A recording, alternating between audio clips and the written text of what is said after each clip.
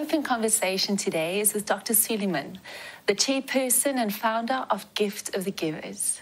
Dr. Suleyman, thank you so much for your time. It is so good to be with you. And the Gift of the Givers, I think, is a household name in South Africa already. And thank you for the work that you do as well. I think in the last few years, we've just seen how the need in our country has doubled, tripled, just the growth in need and poverty, drought across the country. How do you not get tired, hopeless when you look at it and in the work that you do? Mine is a calling. It has been a spiritual message from a spiritual teacher that I met in Istanbul. And because of when you have faith, it strengthens you to deal with situations. But I think more in my case, it's a way, giving back is a form of gratitude. Because I've been to 45 countries where I only see disasters. And I've seen how people suffer and battle. And I've seen the difficulty in our own country too. And the fact that my family, my children are not on the other side, that to me is a reason to keep giving back. Because had I been on the other side, with my children, I would expect somebody to come and do something for them. And it's a part of faith, it's a part of thankfulness that you keep doing what you do. And the other thing when you do that, for example, when we go into the deep parts of Transkei, and an old lady on a stick or standing with a crutch, when she sees you come in, everybody knows our brand. She puts her hands heavenwards and she says, I knew God won't let me down. I've been praying for a long time, but I knew my God won't let me down. And you instill faith and hope in people, thousands of kilometers or hundreds of kilometers away. And that's why we keep going. And it's not, as part of compassion and humanity, you can't allow other people to suffer, especially if you can do something about it. Sure.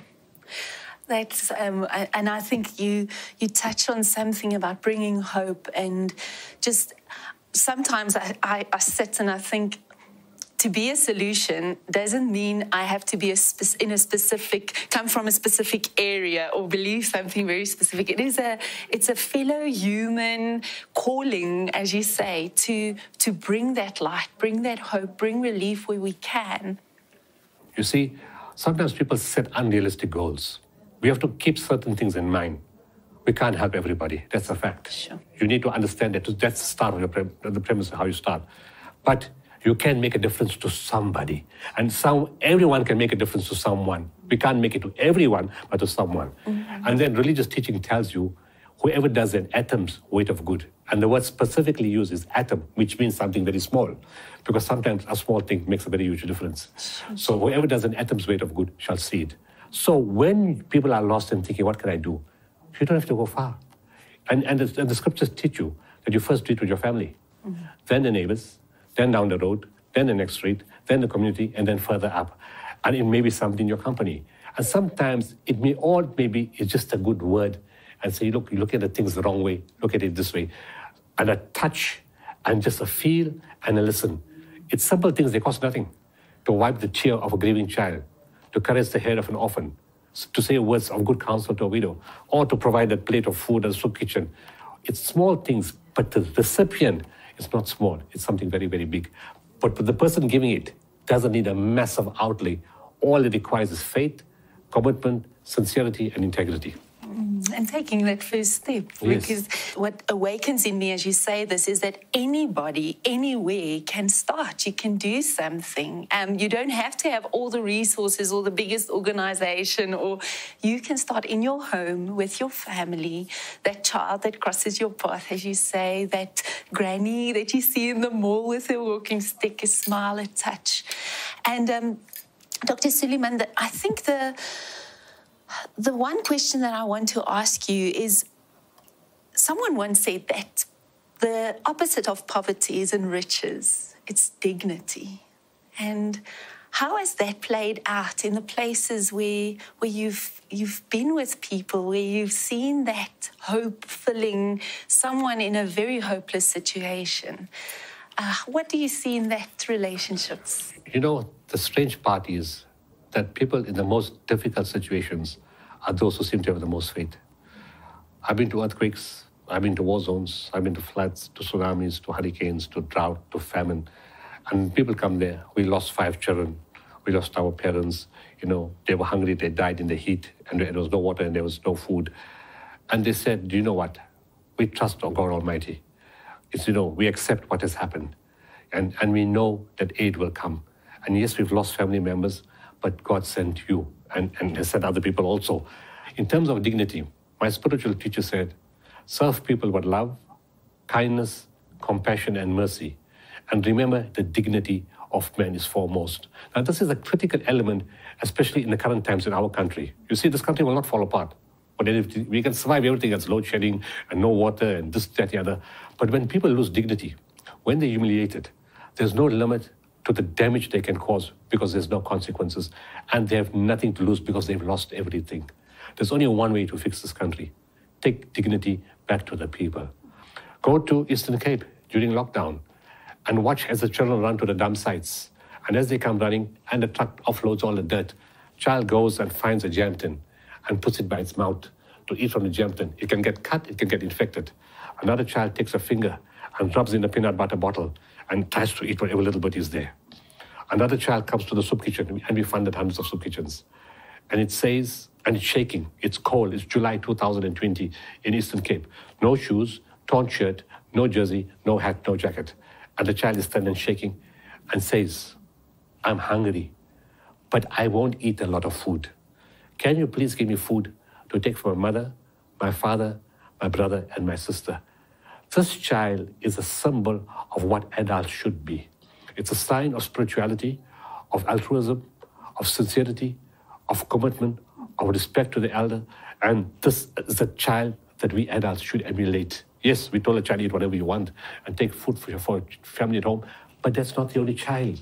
There's thousands of them. Why should a child be walking the dump site? We need to bring dignity back to the people. As I'm talking to you now, there's children dying of starvation in the Eastern Cape. Now, as religious people, as people of faith, or people who even don't have religion, as humanity, as spirituality, we need to respond to that situation. Sure. Thank you for this conversation and your time. Thank you for your work. God bless you, Dr. Suleiman. Amen. And I hope to see you again in the future, that we can continue this conversation. Thank you very much. Thank you.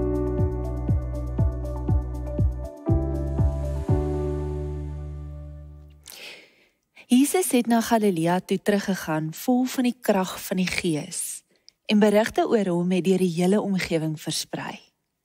Hy het die mense in die sinagoges geleer, en almal het met lof van hom gepraat. Hy het ook in Nasaret gekom, daar waar hy groot geword het, en soos sy gewoonte was, het hy op die Sabbatdag na die sinagoge toe gegaan. Toe hy opstaan om uit die skrif voor te lees, is die boek van die profeet Jesaja vir hom aangegee, en hy het dit oopgemaak en die plek gekry waar geskrywe staan: Die Gees van die Here is op my, omdat hy my gesalf het om die evangelie aan armes te verkondig. Hy het my gestuur om vrylating vir gevangenes uit te roep en herstel van gesig vir blindes, om onderdruktes in vryheid uit te stuur, om die genadejaar van die Here aan te kondig. Nadat hy die boek toegemaak en aan die amptenaar teruggegee het, het hy gaan sit, en die oë van almal in die sinagoge was op hom gerig. Ek onthou as 'n student hoe ek baie keer weggeskram het as my medestudente 'n uitreik beplan het. Nou, by die opleidingsentrum waar ek was dit een van die hoogtepunte van my medestudente. Maar ek het altyd gevoel in daai oomblikke, ek weet nie of hierdie ek is nie, my maag het op 'n knop getrek, die ongemak waarmee ek gesit het ek gevoel in my lyf. En ek het tot so ver gegaan om te dink, maar die Here roep my dalk nie hiervoor nie. En so tyd gelede word ek genooi om met 'n span na 'n gemeenskap uit te gaan reik. En dieselfde emosie kom by my op as wat ek as daai 20-jarige student ervaar het. En toe ek met my geestelike begeleier hieroor begin praat, kom ek agter dat ek met 'n groot vraag sit wat onderliggend is tot hierdie weerstand en ongemak wat in my is. Hoe vereenselwig ek my geloof met die groot pyn en nood wat daagliks om my is? Hoe leef ek as 'n persoon wat bevoorreg is? Ek het 'n opvoeding, ek het baie hulpbronne tot my beskikking of genoeg. Ek sit met koneksies en netwerke van vriendskappe en kennisse. Ek is iemand met toegang tot mediese dienste, tot plesier, vakansies. Hoe kan ek dan, as 'n volgeling van Jesus, leef in getrouheid in my volgelingskap in 'n wêreld van oorweldigende ongeregtigheid en lyding? En miskien vandag kan jy met iets van daai vraag ook vereenselwig. Hoe volg ek Jesus? Ek kan nie Jesus net volg in sekere areas van my lewe nie. Ek wil hom volg in alles.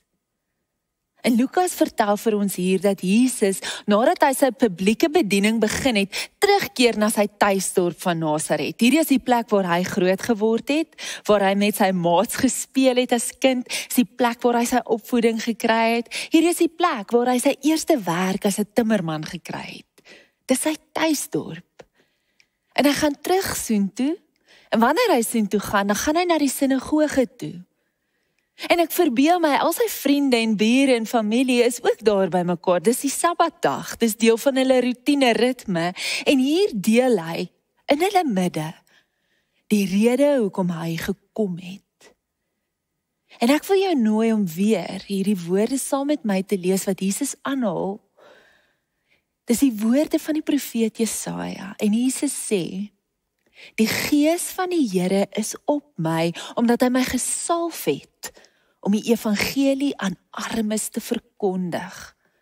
Hy het my gestuur om vrylating vir gevangenes uit te roep en herstel van gesig vir blindes, om onderdrukters in vryheid uit te stuur en om die genadejaar van die Here aan te kondig. En vir 'n paar oomblikke, hou hierdie woorde in jou gedagtes en in jou hart.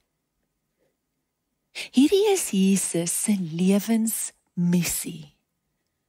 Hierdie, ons kan dit noem sy manifesto vir sy rol as Messias. Dis hoekom hy gekom het. En as ek dit kan opsom in my eie woorde, is dit, Jesus het gekom om God se liefde vir almal en enige iemand te wys en te gee. En die vraag wat by my opkom is, hoe volg ek hom daarin vandag? Hoe volg ons hom? Hoe kan ons saam met hom, hoe kan ons saam met die Here sy genade en sy liefde wys en deel? En dan vandag, hoe doen ons dit vir die wat in nood is, wat honger is, wat arm is? Ek weet nie hoe dit voel om honger te gaan slaap nie. Maar ek weet dat Jesus my nooi om te volg ook in dit. Sit ook net 3 uitnodigings vandag. In die eerste plek dink ek, ons wys en deel God se liefde met die wat in nood is, wanneer ons dit met waardigheid doen. Iemand het een keer gesê, die teenoorgestelde van armoede is nie rykdom nie, maar is waardigheid.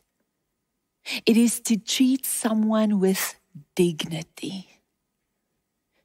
Kyk, T.S. Eliot het gesê, die groot versoeking is om die regte ding met die verkeerde motief te doen.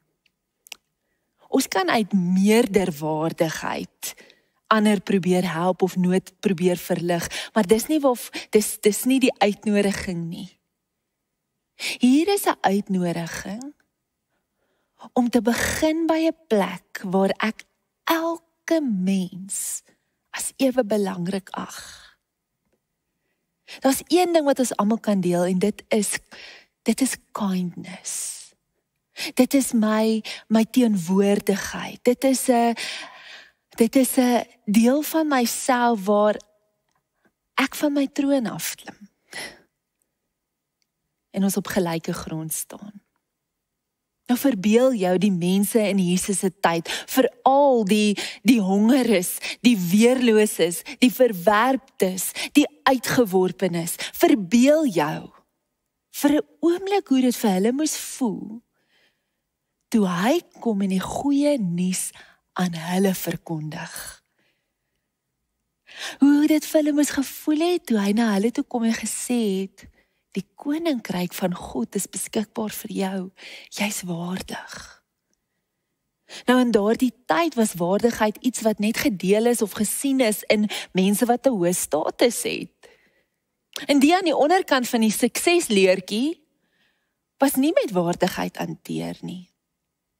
Hulle is nie as waardig geag nie en Jesus kom en sê vir hulle, jy is geliefd deur God, jy is aanvaar deur die Here, jy is vergewe deur die Here. En die Here wil jou nooi na sy tafel toe. Kan jy dink hoe dit moes voel vir hulle? 'n tydjie terug is ek by ons gemeenskapsentrum in Zandspruit, waar ons 'n paar projekte het.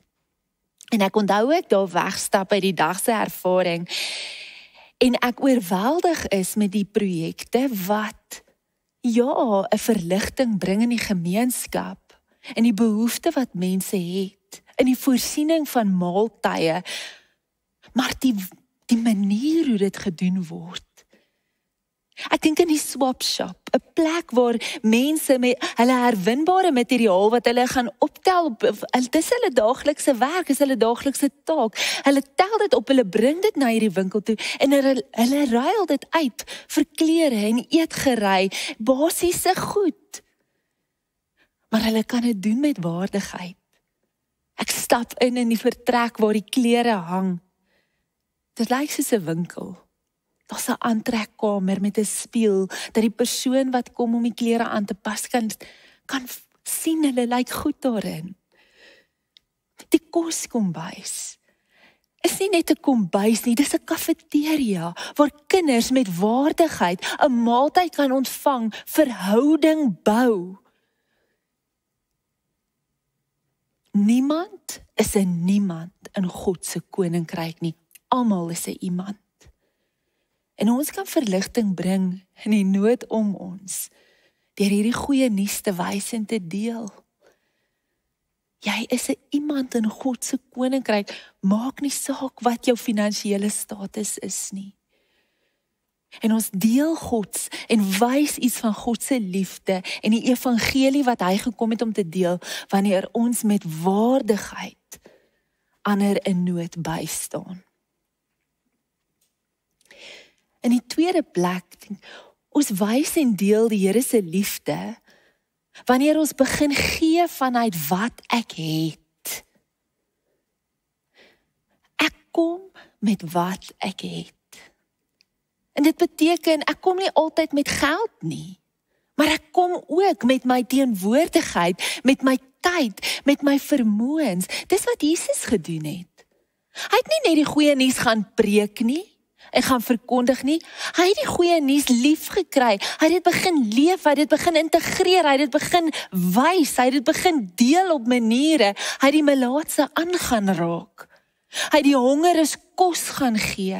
Hy het die sig van die blindes herstel. Hy het aan tafel gaan sit, sy teenwoordigheid gedeel, sy tyd met die wat uitgesluit en uitgewerp is. Nou, ek weet om te gee is nie altyd maklik om te doen nie, want hoe doen ek dit op 'n manier wat nie neerhalend of hoogmoedig is nie? Hoe doen ek dit op 'n manier wat ander bemagtig om op hulle eie voete te staan? En hoe doen ek dit deur nie iemand te ontneem van hulle eie inisiatief nie? Ek dink Jakobus, Jesus se boetie, gee vir ons 'n riglyn wanneer hy sê, my broers en susters, wat help dit as 'n mens sê jy het geloof, maar jou lewe wys dit nie? So 'n geloof kan jou nie verlos nie. Sê nou jy sien 'n Christen broer of suster wat kos en klere nodig het en jy sê, ek hoop dit gaan goed met jou, sorg dat jy warm aantrek en genoeg eet, maar jy gee nie vir daardie persoon kos of klere nie. Wat help dit dan? Dis duidelik. Om net te sê jy glo, is nie genoeg nie. Geloof wat nie dade word nie, is eintlik glad nie geloof nie. Sulke geloof is dood en dit help niks. En Jakobus herinner my hier, begin waar jy is. Begin doen daar waar jy geplant is, geplaas is. Begin by die verhoudings rondom jou. En laat jou geloof en verhoudings lewe kry deur te begin doen, te wys en te gee. En vir elkeen van ons gaan dit anders lyk of anders wees, want ons is op verskillende plekke met verskillende hulpbronne. En ek dink wanneer elkeen van ons die Here gaan vra, Here, hoe wil U hê ek moet teenwoordig wees in die nood van mense om my, gaan hy ons elkeen anders beantwoord. Maar ek dink aan die haarkapper hier in Linden, Johannesburg. Sy spandeer 'n paar ure elke naweek om die hawelose se hare te gaan sny. Dis mense wat nooit ooit na haarkapper sal kan gaan nie. Ek dink aan 'n groep vrywillige veeartse in die voorstede, wat naweke in die strate ingaan, om mense se troeteldiere na om te sien, wat dit nie self kan doen nie, wat nie die hulpbronne het nie. Dis mense wat nooit ooit hulle diere na 'n veearts sal kan vat nie. Ek dink aan 'n tandarts hier in ons gemeenskap, wat een keer 'n week sy privaat praktyk toemaak, om op straat te gaan werk en sy gawe en diens te gaan bied. En ek dink aan die besigheidsmanne en vroue in ons gemeenskap, wat al groot hulpbronne in hierdie gemeenskap belê het, sodat dit 'n bietjie nood en lyding kan verlig. Kan ek jou nooi om daardie vraag vandag vir die Here te vra? Here, hoe wil U hê moet ek deel en wys U liefde? Hierdie goeie nuus, hierdie evangelie. Ek kan nie al die pyn aanvat nie. Dis te veel, maar met wat ek het en hoe ek kan, waar sou U wil hê, kan ek die nood verlig. Ja, ek hierdie gebed gebid het hierdie week. Ek dink ek aan die persoon wat by die robot staan, waarby ek elke dag verbyry. En soms gee ek, want ek kan, maar ander kere, ek weet nie of dit help nie, ek weet nie of ek verligting bring nie. En ek ervaar net, ek kry net so 'n gevoel, 'n sens, dat ek kan wel vir hom 'n vriendelikheid gee, ek kan hom in die oë kyk, ek kan hom acknowledge, ek kan hom sien as waardig, en ek het besef, dis vir my die moeilike uitnodiging. Wat is daai uitnodiging vir jou? Laastens, en dalk is hierdie die belangrikste. Ons deel en wys die Here se liefde, wanneer ons hom toelaat, om ons aan te raak in ons eie hongersnood, ons eie armoede, ons eie behoeftigheid. Jy weet, wanneer jy die evangelies gelees het, het Jesus nie net die goeie nuus aan die armes verkondig nie. Hy het ook die goeie nuus gedeel met diegene wat welaf en welgesteld was. Hy het die goeie nuus met Matteus gedeel, met Nikodemus, 'n belangrike geestelike leier, met Saggeus, die Bybel sê, hy's 'n baie ryk man. Hy het die evangelie gedeel met enige iemand wat bewus was van hulle eie geestelike honger en eie geestelike armoede. En ek dink dit is een van die groot gevare van om meer as genoeg te hê. En ek sê dit versigtig, want ek het verseker meer as genoeg. Miskien het jy vandag meer as genoeg, maar een van die groot gevare is dat dit my kan mislei om te dink dat ek selfstandig is. Ons begin glo, ons het nie ander nodig nie, ons het nie God nodig nie, ek het nie 'n verlosser nodig nie, en ons word blind, ek word blind vir my eie honger en eie armoede en nood.